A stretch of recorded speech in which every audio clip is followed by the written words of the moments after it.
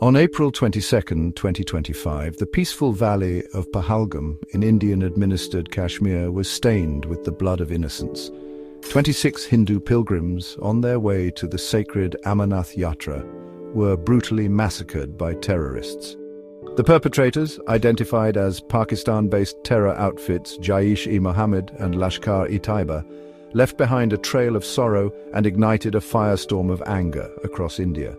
The nation mourned, but more importantly, the nation seethed with a steely resolve. India, for too long subjected to cross-border terrorism emanating from Pakistan, decided that enough was enough. The time had come to respond, to retaliate, and to make the perpetrators pay a price for their heinous crimes. This was the genesis of Operation Sindoor, India's bold and decisive strike against terror infrastructure harbored within Pakistan. Launched on May 7, 2025, the operation marked a paradigm shift in India's response to terrorism. It signified a departure from strategic restraint to a posture of proactive and punitive action. The message was loud and clear. India would no longer tolerate its citizens being held hostage to the whims of terror outfits operating with impunity from across the border. The blood of innocent Indians would be avenged. Operation Sindoor was not merely a military operation, it was a statement of intent. It was a declaration that India would no longer be a mute spectator to acts of terrorism. The nation had resolved to dismantle the terror infrastructure that threatened its security and sovereignty. This was a new India, an India that would not hesitate to use its might to protect its people. The decision to launch Operation Sindoor was not taken lightly. It was a calculated move, made after careful consideration of all options. The Indian government, under the leadership of Prime Minister Modi, was determined to send a strong message to Pakistan and to the international community. Operation Sindoor was a meticulously planned and surgically executed military operation. Its primary objective was to dismantle the terror infrastructure operating from within Pakistan and Pakistan-administered Kashmir.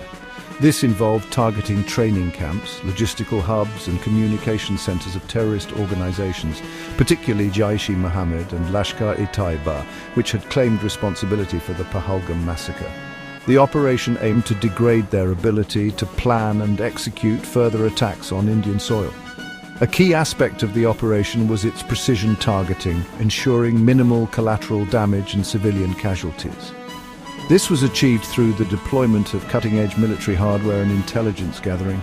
The Indian Air Force spearheaded the operation, utilizing its fleet of Rafale fighter jets armed with Scalp cruise missiles and AASM hammer bombs. These precision-guided munitions were chosen for their ability to strike targets with pinpoint accuracy, minimizing the risk of civilian casualties. In addition to the Rafales, India also deployed its formidable BrahMos supersonic cruise missiles. Known for their speed and accuracy, the BrahMos missiles were used to target key infrastructure and communication hubs. To further enhance the precision of the strikes, India utilized Indo-Israeli Sky Striker loitering munitions. These advanced drones provided real-time reconnaissance and target confirmation, allowing for adjustments to strike plans even during the operation.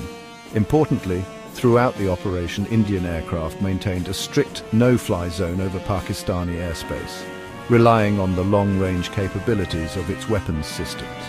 This tactical decision was crucial in minimizing the risk of escalation and demonstrating India's commitment to a calibrated and controlled response. The entire operation, lasting a mere 23 minutes, showcased India's military prowess and its ability to execute complex operations with precision and speed. Operation Sindoor targeted 9 locations across Pakistan and Pakistan-administered Kashmir, each chosen for its significance in harboring and supporting terrorist activities. These were not random targets, but carefully selected locations identified through meticulous intelligence gathering as hubs of terror infrastructure. The selection of these targets aimed to cripple the operational capabilities of the targeted terrorist groups. One primary target was Bahawalpur, home to a sprawling complex believed to be a major training ground for Jaish-e-Mohammed militants.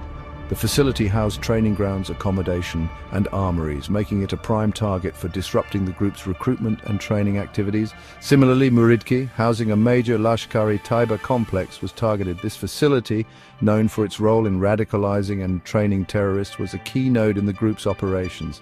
In Pakistan-administered Kashmir, targets included Gulpur, Bimba, Chakamru, Bagh, Kotli, Sialkot, and Muzaffarabad. These locations were identified as launch pads for terrorists infiltrating into Indian-administered Kashmir. The strikes aimed to disrupt these networks, choking the flow of terrorists and weapons across the line of control. The targeting of Muzaffarabad, the capital of Pakistan-administered Kashmir, was particularly significant.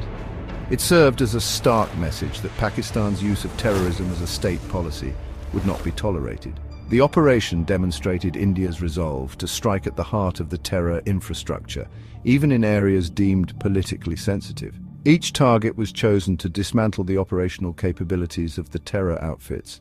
The objective was not just retribution, but also deterrence, sending a clear message that Pakistan would no longer enjoy impunity in harboring and supporting terrorist groups.